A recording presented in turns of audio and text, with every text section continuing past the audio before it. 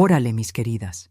Mi nombre es Katia, y hoy les abro las puertas de mi corazón a ustedes, mujeres que, como yo, han sentido el peso del mundo sobre sus hombros. Quiero contarles mi historia, una historia que resuena en muchas de nosotras, una historia de dolor, pero, sobre todo, de una fuerza que brota desde lo más profundo del alma. Este viaje comenzó en Ciudad de México, en la mera capital, en un tiempo que parece de otro siglo, pero que aún nos hace eco hoy en día. Sintonicen sus corazones, preparen un cafecito de olla y vénganse conmigo. Estoy segura de que esta historia les tocará el alma y las hará reflexionar sobre la fuerza que llevan dentro. Y para que más mujeres sean alcanzadas, les pido que se suscriban al canal y se queden hasta el final. Mi vida comenzó en la Ciudad de México, bajo un sol que prometía un nuevo día, pero que no siempre traía la claridad esperada. Yo era una niña bien viva, de mirada atenta y un espíritu que, desde muy chica, ya demostraba una resiliencia impresionante. Nuestra casa era modesta, un hogar humilde en el corazón de la colonia, donde el aroma a tortillas recién hechas se mezclaba con el olor a chile y comino, creando una sinfonía de recuerdos que, hasta hoy, me transportan a aquel tiempo. Observaba el mundo con una curiosidad inmensa, buscando respuestas a las preguntas que nacían en mi alma, preguntas sobre el amor, sobre el dolor, sobre el porqué de ciertas cosas. En mi casa, la presencia femenina era la gran fuerza. Mi mamá, mis tías, mi abuela, todas eran pilares, rocas de fuerza y sabiduría silenciosa. Me acuerdo de mi abuela, doña Chole, con las manos callosas de tanto trabajar en el campo, pero con un abrazo que curaba cualquier raspón. Ella me enseñaba a rezar, a tener fe, a creer que por más oscura que fuera la noche, el sol siempre saldría. Mi mamá, por su parte, era la personificación de la valentía. Costuraba hasta tarde para asegurar que no faltara el pan dulce en nuestra mesa, y sus ojos, aunque cansados, siempre me transmitían el mensaje de que yo era amada y que podía hacer lo que quisiera. Crecí admirando esa fuerza femenina, esa capacidad de reinventar la vida cada amanecer, de levantarse después de cada caída. Ellas me enseñaban, sin palabras, que ser mujer era ser fuerte, era tener fe para seguir adelante, incluso cuando el suelo parecía derrumbarse. Pero, como en muchas casas, había una sombra. Mi papá, un hombre al que la vida había castigado, estaba presente y ausente al mismo tiempo. Al principio, sus viajes de trabajo lo alejaban físicamente. Era trailero, pasaba semanas fuera, y yo extrañaba un montón su abrazo, su voz. Pero cuando regresaba, la casa se llenaba de una alegría pasajera. Con el tiempo, esa alegría dio paso a una tristeza profunda, una depresión silenciosa, y el alcoholismo lo alejaron de otra forma, no físicamente, sino emocionalmente. El hombre que debería ser un puerto seguro se convirtió, poco a poco, en una tormenta dentro de casa. Las palabras agresivas, los momentos de descontrol, el silencio pesado después de las broncas, todo eso se infiltraba en mi alma de niña. Yo veía el sufrimiento de mi mamá, las lágrimas contenidas, la mirada cansada de las mujeres de mi familia, y, sin darme cuenta, esas experiencias moldearon mi percepción sobre los hombres, sobre lo que era el amor y lo que era el dolor en una relación. A cada bronca, a cada grito, una pequeña parte de mí se encogía, se protegía. Yo soñaba con tener una familia diferente, una casa donde la paz fuera la melodía constante. Yo, todavía chamaca, empecé a entender que el amor no siempre era un abrazo apretado. A veces era un silencio pesado, una promesa rota, un miedo que rondaba la casa. Yo veía a otros niños jugando en el patio con sus papás, y un nudo se me formaba en la garganta. Soñaba con tener una familia diferente, una casa donde la paz fuera la melodía constante, donde la risa fuera abundante y el cariño una constante. Y, como un girasol buscando la luz, yo buscaba afecto, seguridad, un lugar donde pudiera florecer sin miedo. Mis juegos eran un escape. Creaba mundos imaginarios bajo el árbol de jacarandá del patio, donde las historias tenían finales felices y los héroes eran siempre amables y protectores. Y en esos momentos me sentía segura, aunque fuera por un instante. Aún así, la fe, que era la raíz más profunda de mi familia, también se arraigó en mí. Mi abuela me llevaba a la iglesia, una iglesita sencilla en la colonia, y ahí, de rodillas, yo aprendía que existe una fuerza mayor, un amor que nunca falla, un Dios que siempre escucha. Yo oraba por mi mamá, por un poco de paz, por un futuro donde la tristeza no fuera la invitada principal. Esa fe se volvió mi brújula, incluso cuando los caminos parecían oscuros y sin rumbo. Era mi refugio, mi puerto seguro en medio de las tormentas de la vida. Sentía una presencia que me decía: «Katia, no estás sola, yo estoy aquí». Y eso me daba una fuerza que no sabía de dónde venía, una esperanza que brillaba incluso en los días más grises. Poco a poco, fui aprendiendo a defenderme, a endurecerme por fuera, a crear un caparazón para proteger mi corazón. Pero por dentro, el deseo de ser amada y de construir un hogar de paz era más fuerte que cualquier miedo. Las experiencias de la infancia, dolorosas como fueron, también sembraron en mí una sensibilidad única, una capacidad de empatía que, más tarde, sería mi mayor don. Yo sabía lo que era el dolor, lo que era la fragilidad de quien ama y se entrega. Y esa sabiduría, aunque precoz, sería el cimiento para mi superación. Yo no lo sabía, pero todo aquello me estaba preparando para un viaje que me convertiría en una voz para muchas. Era como si cada lágrima derramada fuera abono para la fuerza que germinaría en mí, una preparación para las batallas que ni me imaginaba que enfrentaría. Nosotras, las mujeres, cargamos historias en nuestras almas. Si mi historia ya te tocó, si te identificaste con algún pedacito de ella, que sepas que no estás sola. Cuéntanos en los comentarios de qué ciudad y estado nos estás viendo. Es muy importante saber desde dónde nos acompañan. Y, si aún no lo has hecho, dale clic al botón de suscribirte para no perderte los próximos capítulos de esta y otras historias que pueden cambiar tu vida. Quédate conmigo hasta el final, porque mi viaje apenas está comenzando y te va a sorprender. Los años pasaron y llegué a los 36, con el alma llena de sueños aún no realizados. La vida adulta me trajo muchas alegrías, muchos logros. Yo era una mujer independiente, tenía mi chamba, mi casita sencilla, pero acogedora, un refugio que construí con tanto cariño. Me dedicaba a mi carrera, tenía mis amistades, y por fuera todo parecía en orden. Pero, dentro de mí, ese deseo de construir una familia, de tener un compañero para compartir la vida, de tener a alguien para dividir los pequeños y grandes momentos, solo crecía.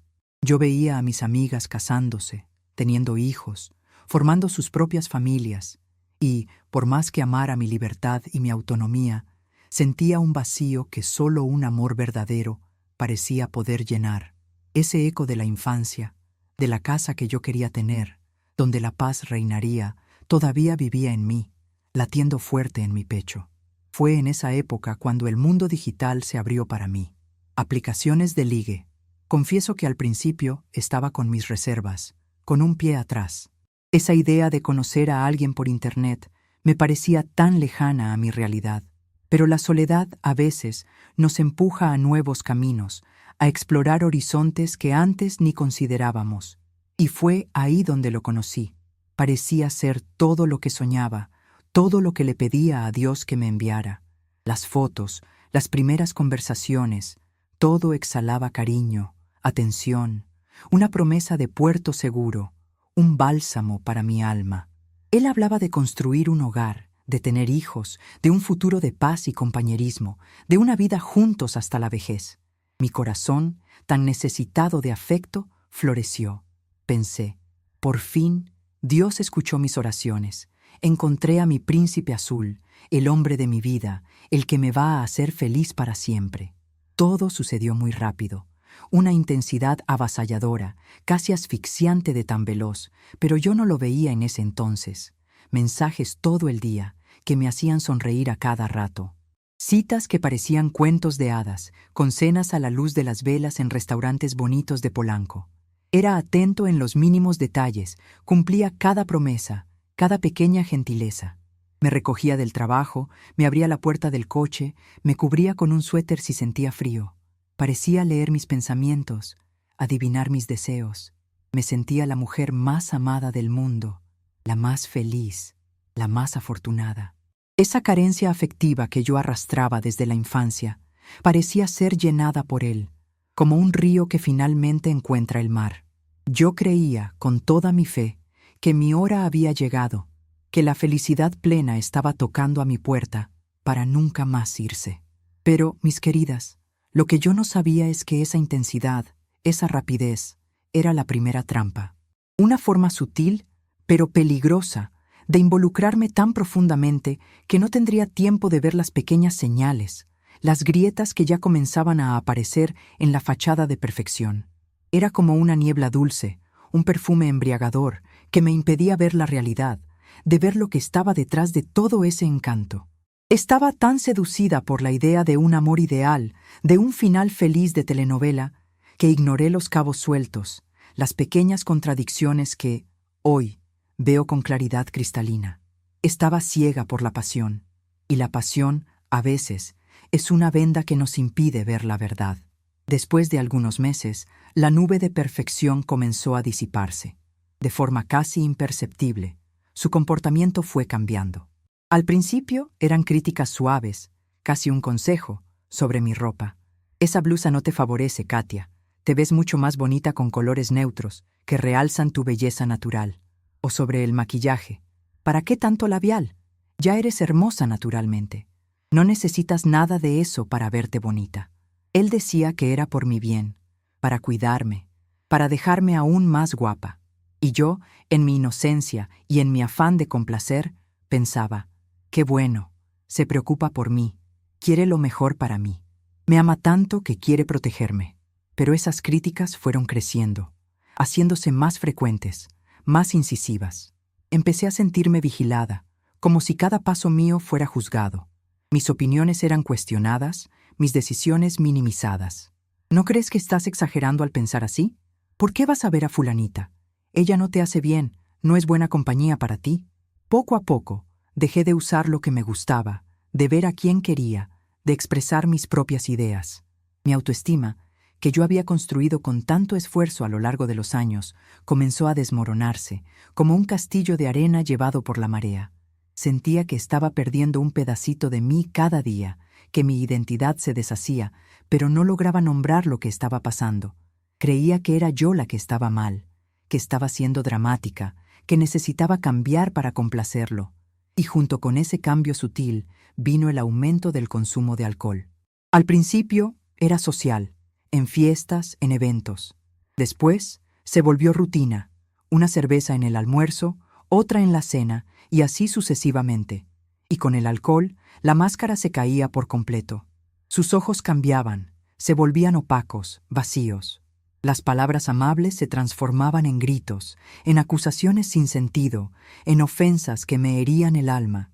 Se ponía agresivo, descontrolado, y al día siguiente venía con la excusa barata, la petición de perdón, las promesas, con lágrimas en los ojos de que nunca más sucedería. Y yo, tan sedienta por ese príncipe azul que había conocido, le creía. Le daba otra oportunidad. Era un ciclo vicioso, una telaraña que me atrapaba cada vez más, y yo no podía romper, atrapada en la esperanza de que él volvería a ser quien conocí al principio. Era la flor del desierto que empezaba a germinar en mi camino, una flor hermosa por fuera, pero con raíces de sufrimiento. Es duro mirar hacia atrás y ver cómo nos engañamos, cómo nos entregamos a una promesa que, en el fondo, ya daba señales de que no era real. La ilusión nos ciega, ¿verdad? Y, muchas veces, nos culpamos por no haber visto las señales. Pero la verdad es que el amor, cuando es manipulado, es una ceguera difícil de revertir. El tiempo pasó, y la máscara del príncipe azul cayó por completo. Yo, que soñaba con una boda de cuento de hadas, me vi viviendo una pesadilla. Aquel hombre que me había prometido el cielo comenzó a arrastrarme a un infierno particular, silencioso, donde me sentía cada día más sola. No tardé en descubrir las traiciones. Al principio eran susurros, desconfianzas. Encontraba mensajes, veía comportamientos extraños.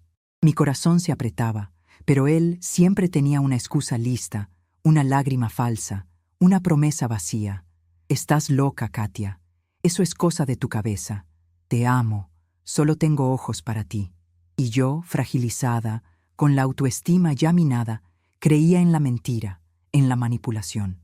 Él me hacía sentir culpable por desconfiar, por cuestionar, por no confiar en su amor. El dolor de las traiciones era un golpe a mi espíritu, pero lo que vendría después era aún más devastador. Al confrontarlo, la manipulación se intensificaba. No solo negaba, sino que volteaba el juego, culpabilizándome por su infidelidad. Si fueras más cariñosa, si me entendieras mejor, tal vez no necesitaría buscar en otro lado. Esa frase, mis queridas, era un veneno. Se infiltraba en mi alma, haciéndome dudar de todo. Empecé a creer que la culpa era mía, que no era lo suficientemente buena, que si yo cambiaba, él cambiaría. Y, para empeorar, me confesó que salía con chicas de la vida galante. Y yo, tonta, creía que él buscaba en esas chicas lo que yo no podía darle. Así que dentro de mí estaba justificado. Me humillaba. Decía que ellas sabían hacerlo como a él le gustaba y yo no. El ciclo de violencia se instaló de forma brutal. Alternaba momentos de un cariño asfixiante, casi irreal, con explosiones de agresividad que me dejaban en shock.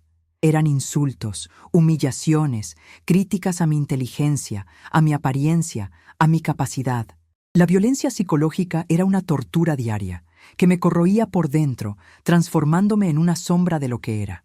Me sentía pequeña, insignificante, sin voz, sin valor. Mi mente se volvió un campo de batalla, donde su voz resonaba, diciéndome que yo no era nada sin él, que nadie me amaría como él, que yo era inútil. Y siempre después de todo venía el chantaje emocional. Siempre lloraba, pedía perdón, y yo le creía. No sé explicar por qué acepté todo por tanto tiempo. Solo quien vive en una relación abusiva sabe lo difícil que es explicar. Y yo, que no tenía dependencia económica, siempre fui independiente, creo que por la edad, miedo a no encontrar a nadie más, a no tener hijos, porque yo soñaba con tener una familia grande y nunca pude tenerla. Y la violencia no se quedó solo en palabras, llegó la violencia física. Me acuerdo de una noche, una de las más oscuras de mi vida. Había bebido, como de costumbre. Empezamos a discutir por algo banal, una tontería. Su voz fue subiendo, su cara se contorsionaba de rabia. Intenté alejarme, irme a otra habitación, pero me sujetó con fuerza. Me empujó contra la pared con una brutalidad que me dejó sin aliento. Mi espalda golpeó con un golpe seco y el aire me faltó. Pero lo peor no fue eso. Me ahorcó, con las manos en mi cuello, apretando, apretando. Mis ojos veían estrellas, el oxígeno desaparecía, y lo único que podía pensar era, es el fin, voy a morir aquí. En ese instante, la vida pasó como una película en mi mente. Vi a mi mamá, a mi abuela. Sentí el miedo más profundo que una persona puede sentir. Y, de repente, me soltó.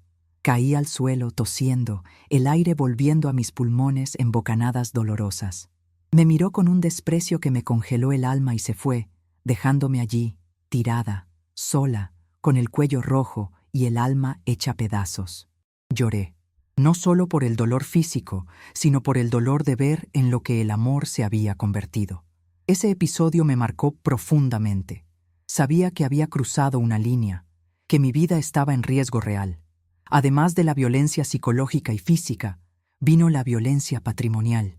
Empezó a controlar mi dinero, me presionaba para hacer deudas a mi nombre, para asumir responsabilidades que no eran mías.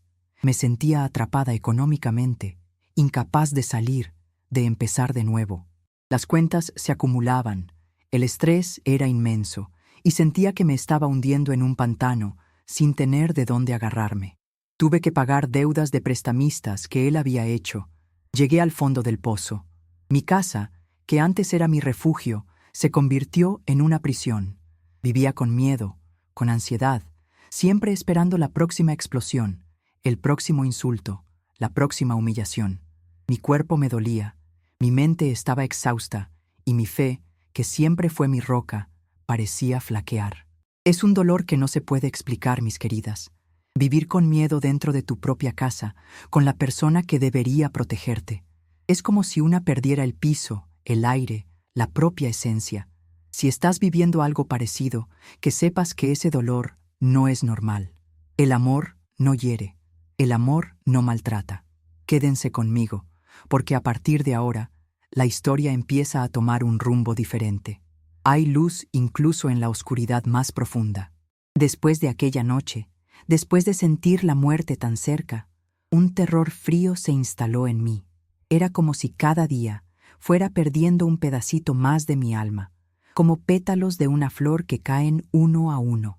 Aquel hombre, que un día llamé amor, transformaba cada momento de mi vida en un campo minado. La casa, antes mi refugio, era ahora mi prisión, llena de ecos de discusiones y de un silencio pesado que me asfixiaba. Lo peor de todo era la manipulación. Él era un maestro en eso. Constantemente me hacía sentir responsable de todos los problemas de la relación. Si él bebía, era porque yo lo estresaba. Si me engañaba, era porque yo no lo satisfacía. Volteaba la situación de tal forma que yo, en mi desesperación, empecé a creer que todo era mi culpa. Me cuestionaba, ¿qué hice mal? ¿Dónde fallé? ¿Por qué no soy lo suficientemente buena para él? Esa voz, su voz, resonaba en mi cabeza, minando mi autoestima a cada segundo. Empecé a dudar de mí misma, de mi cordura, de mi capacidad para discernir lo correcto de lo incorrecto. Mis certezas se fueron deshaciendo, una a una, como humo al viento. Me aislaba emocionalmente de todo y de todos. Al principio era sutil. No vayas a casa de tu amiga, ella te mete ideas en la cabeza. Esa familia tuya no te apoya, solo quieren verte lejos de mí. Poco a poco, las visitas a mis papás disminuyeron, los encuentros con las amigas se volvieron raros. Me vi sola, sin tener con quién hablar, sin un hombro donde llorar. Destruía fechas conmemorativas, momentos que deberían ser de alegría, transformándolos en nuevos escenarios para su control y agresividad. Una Navidad, un cumpleaños mío. Siempre había una pelea, un insulto, una humillación que hacía la fecha inolvidable por el dolor, y no por la felicidad. Me quitaba la alegría de vivir, la capacidad de celebrar. Era como si mi luz se fuera apagando, dejándome en una oscuridad profunda, donde me sentía invisible y sin voz. Llegó un punto, mis queridas, en que me miraba al espejo y no reconocía a la mujer que estaba allí. Los ojos eran de tristeza, la postura, encorvada, la sonrisa, inexistente. Estaba flaca, pálida, con el brillo de la vida completamente apagado. Había llegado al fondo del pozo. El dolor era tan grande que las ganas de simplemente desaparecer, de desvanecerme, de no sentir nada más, eran casi insoportables. Pensaba, ¿vale la pena seguir? ¿La vida todavía tiene algo para mí? La fe, que antes era mi roca, parecía desmoronarse. Las oraciones se volvieron gemidos silenciosos, lágrimas que caían en la almohada. Me sentía abandonada por Dios, por mí misma, por todo. Era un dolor que iba más allá del cuerpo, un dolor en el alma que parecía no tener fin. La desesperación era tanta que, a veces, la idea de acabar con todo ese sufrimiento pasaba por mi cabeza. Era un pensamiento sombrío, un túnel sin luz, pero venía, terco, invitándome a rendirme. Pero, en medio de esa oscuridad, una pequeña llama se obstinaba en brillar. Era la voz de mi abuela, la imagen de mi mamá, la fuerza de aquellas mujeres de Ciudad de México que nunca se rindieron. Era un susurro, una oración olvidada que resurgía del fondo de mi ser. Katia, eres fuerte. Lo vas a superar.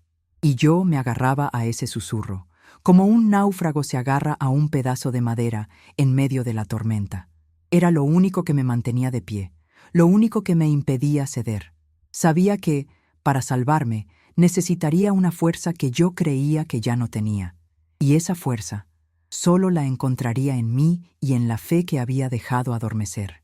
Necesitaba un milagro, una señal, una puerta de salida. Esta parte del viaje es la más difícil de contar, mis queridas. Es el lugar donde una siente que lo perdió todo, incluso a sí misma. Pero es también el lugar donde el cambio empieza a dibujarse, aunque una no lo vea. Si has llegado hasta aquí, si mi historia de dolor resonó en tu corazón, te pido, No te aísles. Comparte en los comentarios de qué ciudad y estado nos estás viendo. Tu historia también importa. Y saber que no estamos solas es el primer paso para la sanación. Y, si aún no lo has hecho, por favor, suscríbete al canal para que este mensaje de esperanza alcance a aún más mujeres que lo necesitan. La luz está llegando, te lo prometo.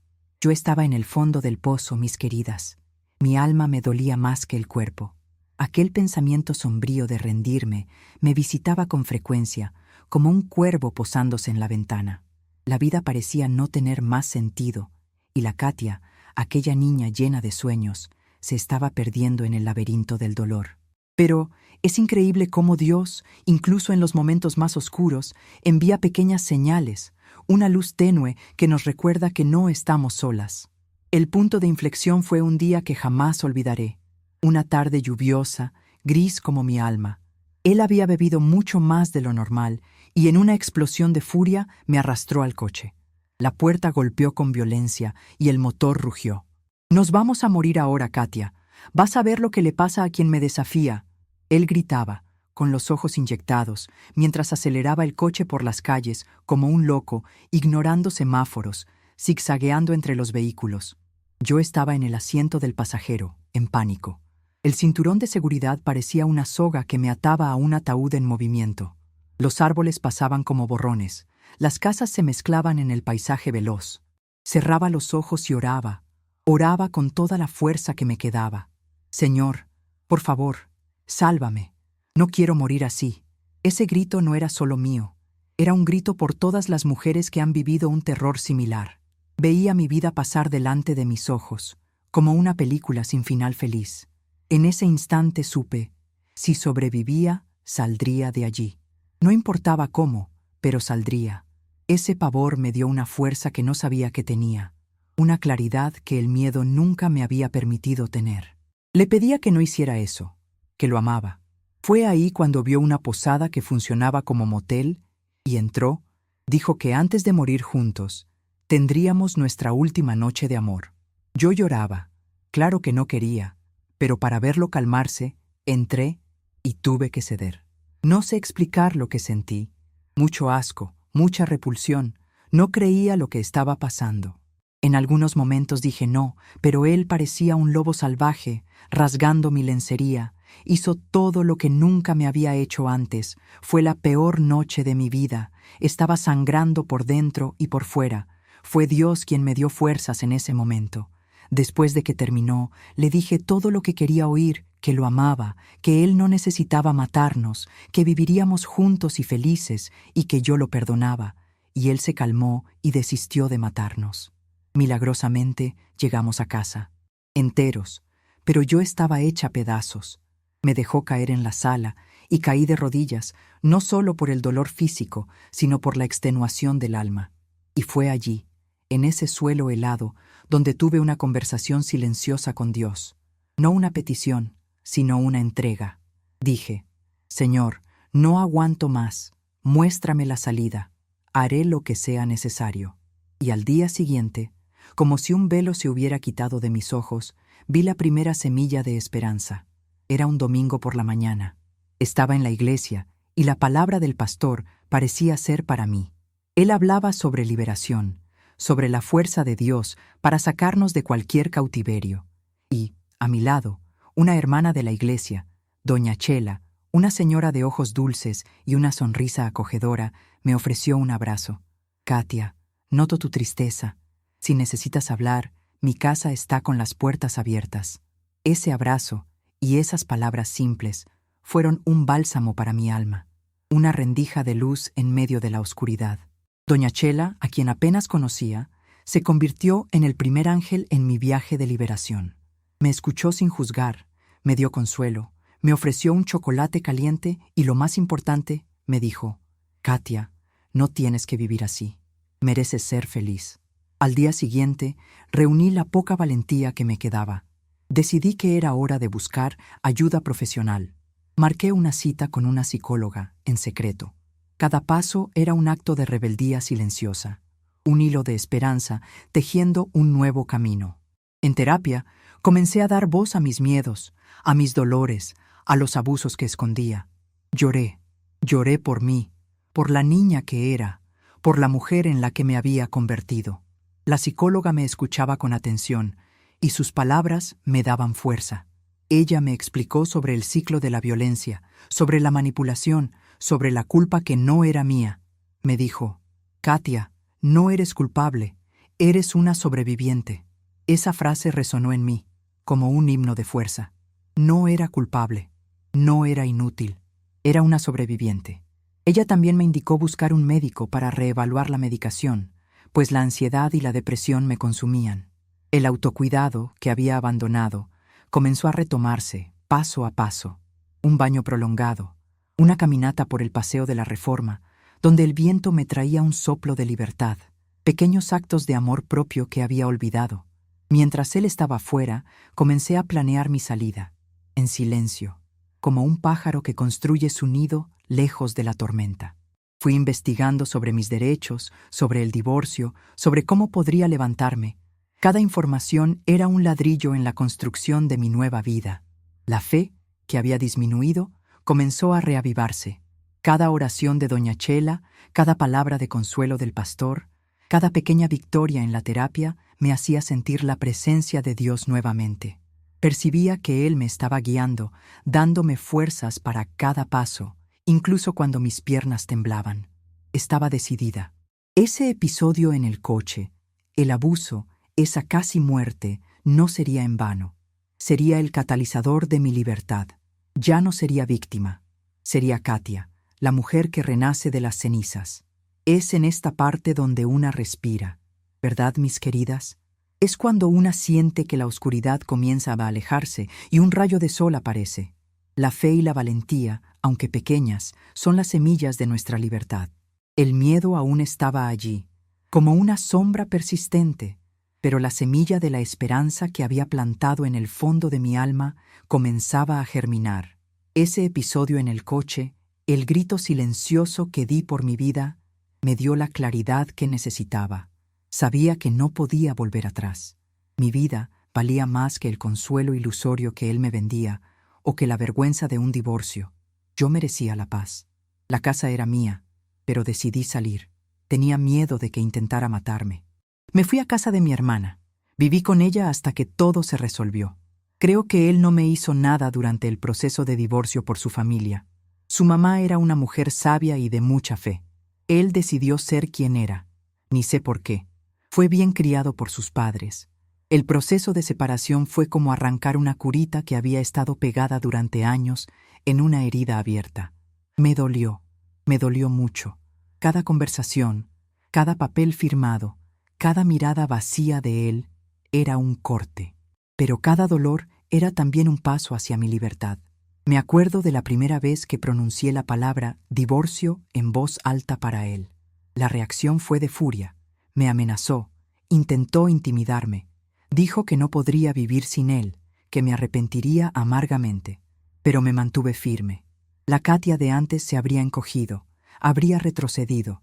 Pero esa Katia, esa mujer que casi había muerto en sus manos, había encontrado una fuerza que la sorprendía. Conté con la ayuda de mi psicóloga, que me orientó sobre mis derechos y me dio el apoyo emocional necesario. Busqué una abogada, recomendada por una amiga que, por casualidad, también había pasado por una situación similar. Las dificultades burocráticas fueron inmensas. La división de bienes, las deudas que él había hecho a mi nombre, era una telaraña compleja y asfixiante. Me sentía exhausta, pero a cada obstáculo superado, un soplo de alivio me impulsaba. Era como si cada papel firmado fuera un ladrillo menos en la prisión que él había construido a mi alrededor. La redescubierta de sí misma fue un proceso lento, pero profundamente gratificante. Al principio sentía un vacío inmenso. La rutina que conocía, por más dolorosa que fuera, había desaparecido. Ya no sabía quién era sin el constante miedo, sin su voz minimizándome. Pero poco a poco fui reconectándome con la Katia que había perdido. Empecé con pequeñas cosas. Volví a cocinar mis platillos preferidos, a escuchar la música de mariachi que me hacía bien, a leer los libros que amaba. Cosas sencillas, pero que me traían de vuelta a mi esencia. El autocuidado se convirtió en mi lema. Pequeños rituales diarios, un baño prolongado con sales aromáticas, una caminata por el Parque México al atardecer, sintiendo el viento en el rostro y los pasos sobre la tierra. La Ciudad de México, que antes parecía indiferente a mi dolor, ahora me traía una sensación de libertad, de inmensidad, de que la vida era mucho más grande que las 4 paredes de esa casa. Empecé a cuidarme, a arreglarme para mí misma, no para complacer a nadie. Mi cuerpo y mi mente comenzaron a sanar y sentía la energía regresando. El apoyo de la comunidad y de la fe fue fundamental. Doña Chela, aquella hermana de la iglesia, se convirtió en una segunda madre para mí. Me llamaba todos los días, me invitaba a un cafecito, oraba conmigo. Las mujeres de mi iglesia me acogieron, me escucharon, me dieron la mano. Ya no estaba sola. Sentía que había una red de amor sosteniéndome. Mis amigas de verdad, aquellas que había alejado por la relación abusiva, regresaron, dándome el cariño y la atención que tanto necesitaba. Ellas me recordaban quién era antes de todo esto sucediera. Esta nueva rutina de reconstrucción estaba llena de desafíos, sí, pero también de pequeñas victorias diarias. Aprendí a levantarme económicamente, a organizar mis cuentas, a confiar en mi propia capacidad de manejar mi vida. Con el tiempo, él salió de la casa. Esta casa no la dividí porque ya la tenía antes de él, pero el coche y la moto tuve que venderlos y dividirlos con él. Volví a estudiar, a superarme profesionalmente. Cada paso era un recordatorio de que era fuerte, capaz, y que la vida me esperaba con nuevas oportunidades. Estaba, finalmente, respirando, sintiendo el aire puro de la libertad. Era como si raíces nuevas y fuertes comenzaran a brotar, afirmándome en el nuevo suelo que estaba construyendo para mí. Este es un momento de cambio, mis queridas. Es el adiós a lo que nos ataba y el hola a lo que nos espera.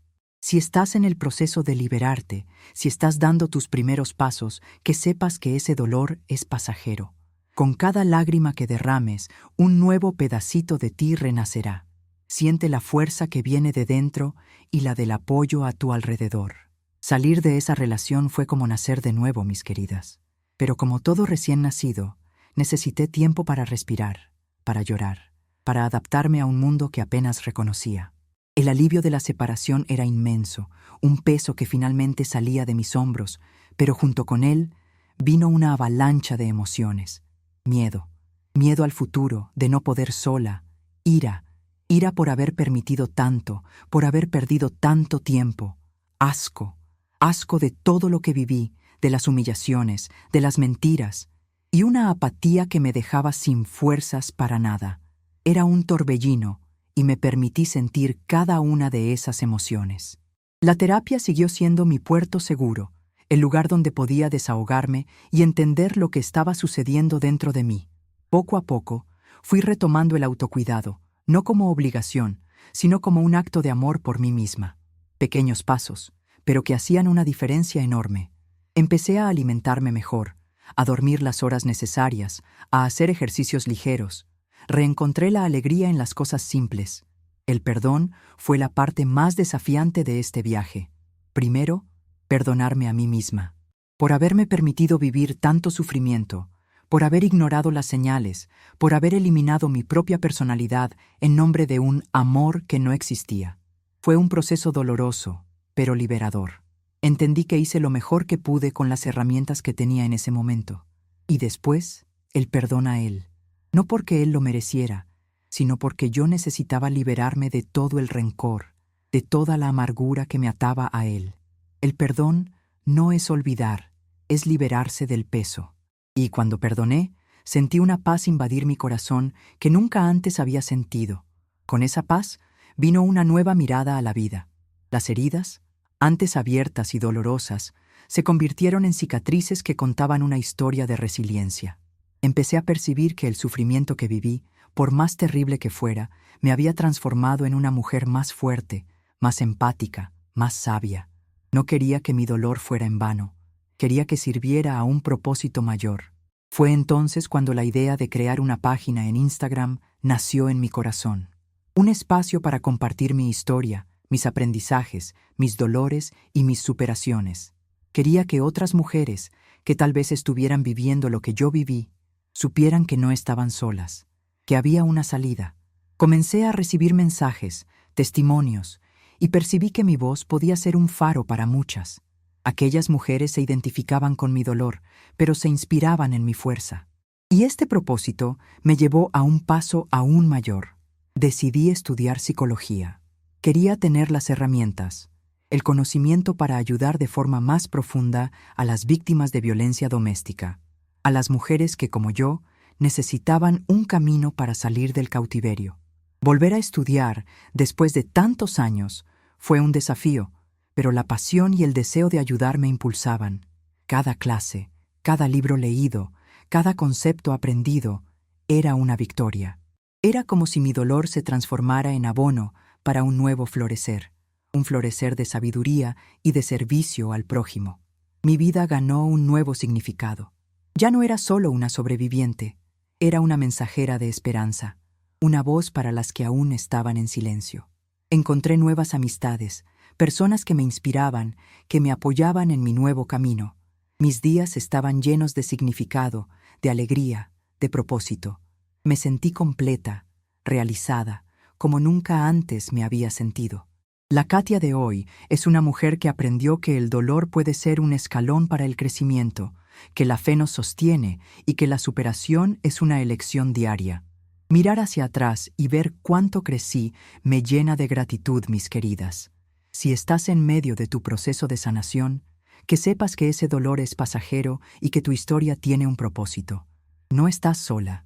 Mi vida actual es plena, llena de paz y de un amor propio que jamás imaginé que sentiría. Me despierto todos los días con gratitud, con el sol de la Ciudad de México, recordándome que cada nuevo amanecer es una bendición, una nueva oportunidad. Mi casa, antes un lugar de miedo, es ahora mi verdadero refugio, un nido de cariño y tranquilidad. El proceso de sanación y de reconstrucción fue continuo, y aún lo es. La vida es un aprendizaje constante, ¿verdad?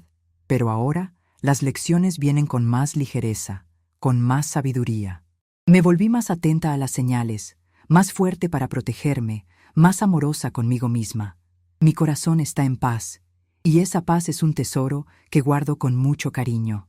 Me permití vivir nuevas experiencias, conocer personas increíbles que me apoyan y me inspiran. Reconstruí mi red de apoyo, fortalecí los lazos con mi familia y con mis amigas. Estoy rodeada de amor y de personas que realmente se preocupan por mí. La fuerza de la fe fue mi mayor pilar en todo este viaje. Creer que existe un propósito mayor para cada dolor que enfrentamos me dio la valentía para seguir adelante. Las oraciones se convirtieron en conversaciones sinceras, un diálogo diario con Dios, donde entrego mis preocupaciones y recibo su fuerza. La fe me enseñó a perdonar, a confiar en su tiempo, a saber que, incluso cuando todo parece perdido, hay una luz al final del túnel. Y esa luz es el amor de Dios, que nunca nos abandona. Y es con esa certeza, con esa paz que habita en mí, que quiero dejar un mensaje desde el fondo de mi corazón para cada una de ustedes, mujeres maravillosas que me escucharon hasta aquí. Si estás en una relación abusiva, si mis palabras resonaron en tu alma, si te viste en algún pedacito de mi historia, quiero que sepas, no estás sola. Sé lo difícil que es, sé el miedo, la vergüenza, la culpa, pero la primera y más importante cosa que necesitas hacer es rescatar tu identidad. Recuerda quién eres. Recuerda a la niña llena de sueños que fuiste un día. Recuerda tus valores, tus talentos, tu fuerza. Él intentó apagarte, minimizarte, pero tú eres mucho más de lo que él te hizo creer. Eres una hija amada de Dios, creada para brillar. Busca apoyo. No intentes enfrentar este viaje sola. Habla con alguien de tu confianza, una amiga, un familiar, una líder religiosa, un profesional de la salud. Hay personas que se preocupan por ti y que quieren ayudarte. No tengas miedo de pedir ayuda. El silencio es el arma más grande del agresor. Hablar es el primer paso para tu liberación. Busca terapia, si puedes. Un profesional puede darte las herramientas para entender lo que estás viviendo y guiarte en el camino de la recuperación. No es vergüenza, es cuidarse a sí misma. Impón una rutina de autocuidado. por pequeña que sea, haz algo por ti todos los días. Un baño largo, una taza de té de manzanilla en silencio, una caminata de 10 minutos. Vuelve a hacer aquello que amabas y que tal vez abandonaste. Cuida tu cuerpo, tu mente, tu alma. Esos pequeños actos de amor propio te fortalecerán y te recordarán que eres importante, que mereces ser amada y que mereces ser feliz. Recuerda que la decisión de salir es difícil, sí, quizás una de las más difíciles de tu vida. El camino no será fácil, habrá miedo, habrá dolor, habrá días en que querrás rendirte, pero te prometo, de todo corazón, que la libertad es un regalo sin precio. La paz que viene después es indescriptible. Saldrás del infierno y podrás volver a vivir tu vida en un cielo tranquilo, un cielo que construyes con tus propias manos, con tu fe, con tu valentía. Soy la prueba viva de que la reconstrucción es posible, que el dolor se transforma en propósito. Hoy, comparto mi historia no para revivir el sufrimiento, sino para iluminar el camino de otras mujeres. Transformé mi experiencia en misión, y hoy, además de la página en Instagram, ayudo a organizar una comunidad para mujeres que están pasando por un divorcio o por relaciones abusivas. Es un espacio seguro, de acogida, donde nos ayudamos, nos escuchamos y nos fortalecemos. Si te sentiste tocada y necesitas este apoyo, busca grupos de apoyo en tu ciudad. Busca mujeres que ya lo superaron. Juntas, somos más fuertes.